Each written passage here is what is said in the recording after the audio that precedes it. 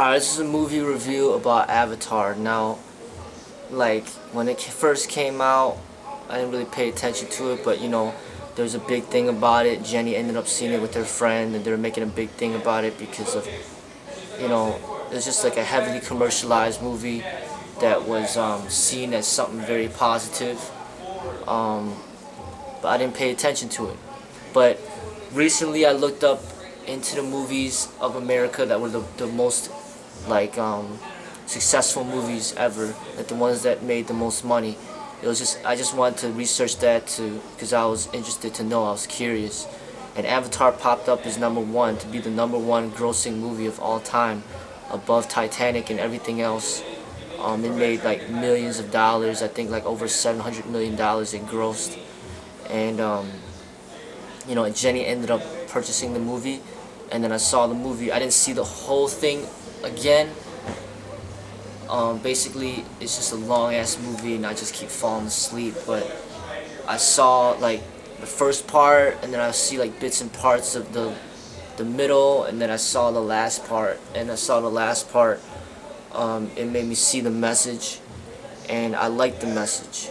I really did like the message, and I see it as a positive movie that can really teach people many things in life. The thing about me though is like when you read books and you find your inner wisdom. To me, I think movies are just inefficient because you already know the answers, you already know the way, and you don't need a movie to tell you that. And it's just kind of like the whole movie is just basically geared at like teaching you how not to, why it's wrong to be racist, and things like that, and why it's wrong to discriminate, and why it's wrong to bully. I already know all that and why it's wrong, but people that don't know that, the movie could really educate them, and it could really help them, so it could be a very positive thing. But if you already know that stuff, it's almost like sitting there for 3 hours to learn something you already know. It's kind of stupid. You could just basically read a book really quick to really get down to the real education that you need. But the movie industry and the entertainment industry is designed in a way. It could be designed to help the people that don't know by implanting certain memories and certain visions. Visually it could teach them. Like because if they keep thinking about the movie, about certain scenes or certain circumstances in the movie, it could draw them back to life and help them learn about life. So that's the positive thing about learning from movies, is that it's like learning by pictures. Like some people they can't really learn by words. Like they read a book, they don't get it, but they learn by pictures. And when you watch a movie, it's like sending you messages, and those messages can be turned into a deep understanding through the translation of pictures and imagery. So I see that Avatar, I see it as a positive thing because it's made so much money and it's been exposed to so many different people that it enhances the chances of people gaining an understanding by just simply understanding that movie and what it's supposed to represent. Like basically the way that I see the movie is very similar to the true story of Pocahontas, where you have like these people, and it's pretty much like the story of like how America has been established, through Christopher Columbus. I don't know too much about history, but from what I know, America was pretty much run by Indians, and that's pretty much like the Pocahontas thing and like this Avatar thing. These Indians are pretty much owning this land, and they're utilizing the land, and they're very spiritual people. I mean, they're very closely connected to the animals, and everything they do is very spiritual. Like they don't just kill just to kill. They kill because they need to kill to survive. And every time they kill, they don't enjoy killing. They kill with compassion. You know what I'm saying? That's a different way of killing. So they're very spiritual people. And but then you got, Christopher Columbus coming in, or, in that Pocahontas movie, the white people coming in with the guns and all that, trying to overtake everything. They know the land is valuable, and they want to basically overtake the land. And basically what they want to do is they want to kill everybody off. They want to kill all the Indians and overtake the entire land. And in the Avatar movie, you got those blue creatures or Indians or whatever you want to call them. And then you got the white folks coming in that want to overtake the whole land because there's money involved. There's, they're living on a land that has like high value, and they want to take that land from them. So basically, first they try to infiltrate through the land through like deception. Like basically creating these avatars to gain trust from the Indians, and basically get them to do what they want them to do.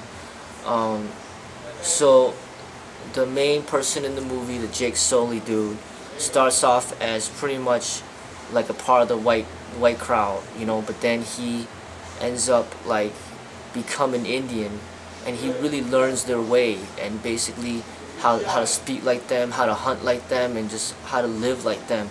And then he became a part of them, and then in a way he ended up rebelling against the oppressors, his own, his so-called own people, and he started fighting for what's right, opposed to just for greed and money, and fortune.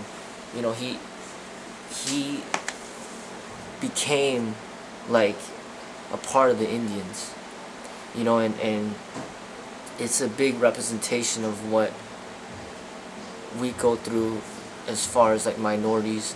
Like the Indian struggle is pretty much like the minority struggle, and sometimes there are people in power, maybe the white people or whatever, that basically they feel the struggle that we have, they feel the pain that we have, and they want to take part in that fight towards equality.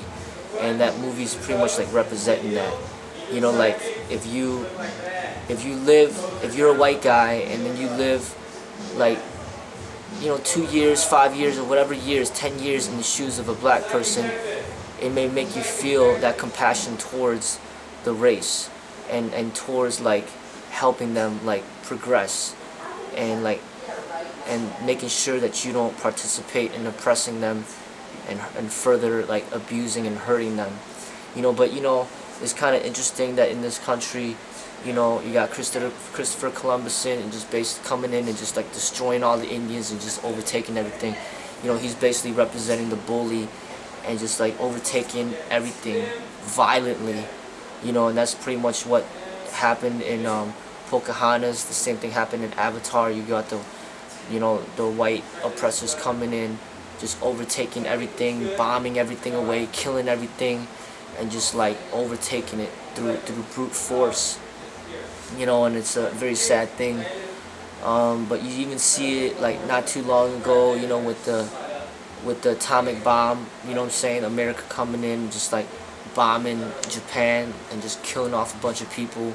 America's really good at like destroying people. What I'm saying? Destroying people, bullying people, and really that's why, in a way, that's why the Wing Chun community didn't want Bruce Lee teaching martial arts or kung fu to America, because they're just a bunch of bullies. What I'm saying? But really, you can't stereotype the entire America to be bullies. It's just like the people that are in power, they make these decisions, and people follow orders. You might have like a soldier that's not racist, but then you got the commander who is racist or whatever, who's telling the soldier you have to kill these people, and then the soldier goes ahead and kills them. Or you have the chief of a police department that tells all his officers that you're gonna have to, beat up the black person, and then the officers are just following orders. So basically we have a very corrupted system that we live in, and the struggle for justice and equality is a never-ending struggle. And this movie Avatar, in a way, kind of educates people to see like the other side.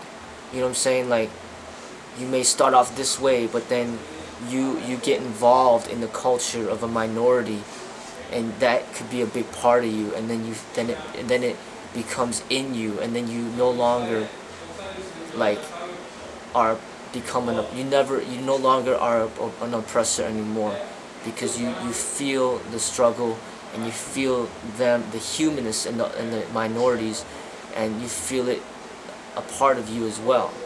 You know what I mean? You might be somebody who marries, you might be a white person who marries a minority or something, and then, you're just deeply engaged in the culture, and then it just becomes a part of you. Or you just have like really close friends that are minorities, and then you feel like their struggle for equality, and then it becomes a part of you, and then you start fighting with them to gain equality. Like you might be around a bunch of your white friends, and then like they start talking shit about blacks, Chinese, or Hispanics, and then you'll be the one that puts them in check. Be like, no, that's not right. You gotta watch what you say, because that's not cool. Because basically the minority is within you. Even though you're a white person, you might have the minority within you, and that basically comes out in compassion, just basically caring about other people, not just yourself. And that's what capitalism is, teaches people to do, is just kind of just think about yourself and just like fuck everybody else. But like when you liberate your mind from that capitalistic mindset, and you start to see that, hey,